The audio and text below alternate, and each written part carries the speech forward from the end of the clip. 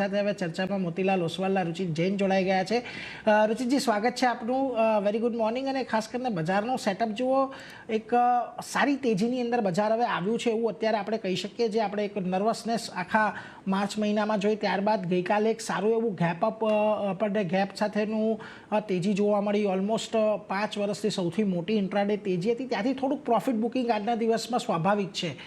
પરંતુ હવે તમે અહીંયાથી કયા લેવલ, કઈ રેન્જને ખાસ કરીને નિફ્ટી બેંક નિફ્ટી માટે ધ્યાનમાં રાખશો? જી, very good morning Dhirajbhai. I think yes, overall માર્કેટ્સમાં ડેટા ચેન્જ થઈ છે એટલે આપણને એવી તેજી જોવા મળી છે। જે 2 મહિનામાં માર્કેટમાં કરેક્શન આવ્યું હતું એના 2 મુખ્ય કારણ હતા। એક તો જે આઈએનઆર આપણું ડેપ્રિશિએટ થયું હતું, નબળું થયું હતું, એ એક મેજર રીઝન હતું। અને સેકન્ડ હતું ક્રૂડ ઓઇલ પ્રાઇસીસમાં અપમૂવ। ડેફિનેટલી જ્યારે આપણે ક્રૂડ ઓઇલ પ્રાઇસીસની વાત કરીએ તો એમાં વોરનું ઇમ્પેક્ટ પણ આવી જાય છે, કેમ કે ક્રૂડ ઓઇલના જે પ્રાઇસ અપમૂવ ડાઉનમૂવ થઈ રહ્યા છે એ ડિરેક્ટ કોરિલેટેડ છે વોરથી। સો એટલે હું વોર અને ક્રૂડ ઓઇલ બંનેને તમે આનો એક તરીકે જોશો તો એક તો ક્રૂડ ઓઇલ પ્રાઇસીસ અને આઈએનઆર, આ 2 મેજર રીઝન એ હતા માર્કેટના આખા ડાઉન ટ્રેન્ડ માટે। હમણાં પાછલા 8-10 દિવસથી તમે જોશો તો 7-8 દિવસથી આઈએનઆરમાં એક સારો આપણને રિવર્સલ જોવા મળ્યો છે। અને એટલીસ્ટ આરબીઆઈ જે પણ સ્ટેપ્સ લીધા છે એના સ્ટેપ્સથી આઈએનઆરમાં આપણને થોડુંક રાહત જોવા મળી છે। સો આઈ થિંક આ એક ફેક્ટર હતું જે માર્કેટ માટે પોઝિટિવ ટર્ન થયું।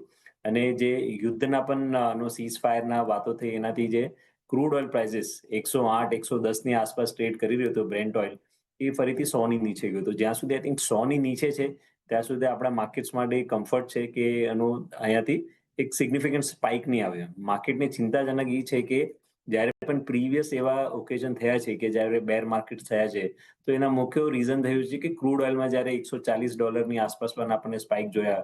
સો આઈ થિંક એ એક મેજર કન્સર્ન હતું માર્કેટ્સ માટે। તો $100 નીચે જ્યાં સુધી રહે ત્યાં સુધી આઈ થિંક માર્કેટ્સ માટે કોઈ નેગેટિવિટી નહીં રહેશે।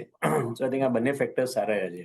અને ટેકનિકલી પણ નિફ્ટીમાં 22,000-21,700 એક મેજર સપોર્ટ ઝોન હતો, કેમ કે વીકલી ચાર્ટ્સ ઉપર weekly 200 EMA 21,700, previous swing lose 22,000, આ બધા રેન્જ આવી રહ્યા હતા। સો આઈ થિંક એક્ઝેક્ટ 22,000 ની આસપાસ માર્કેટ્સે એટલીસ્ટ શોર્ટ ટર્મનું બોટમ બનાવ્યું છે। હમણાં જ્યાં સુધી ક્રૂડ પ્રાઇસીસ 100 ની નીચે છે ત્યાં સુધી આઈ થિંક માર્કેટ્સ હમણાં વધારે ડાઉનસાઇડ નહીં રહેશે।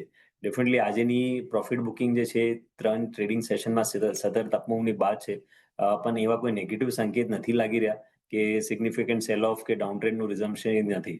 સો અમારા ક્લાયન્ટ્સની જ સલાહ આપી રહ્યા છે કે હમણાં બાય ઓન ડિપ્સની રણનીતિ રાખવી જોઈએ માર્કેટ માટે।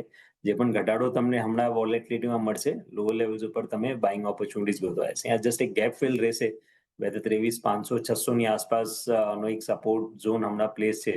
સો જસ્ટ કોઈ જે બી ડિક્લાઇન્સ આવે છે એમાં બાઇંગ ઓપોર્ચ્યુનિટી ગોતવી જોઈએ।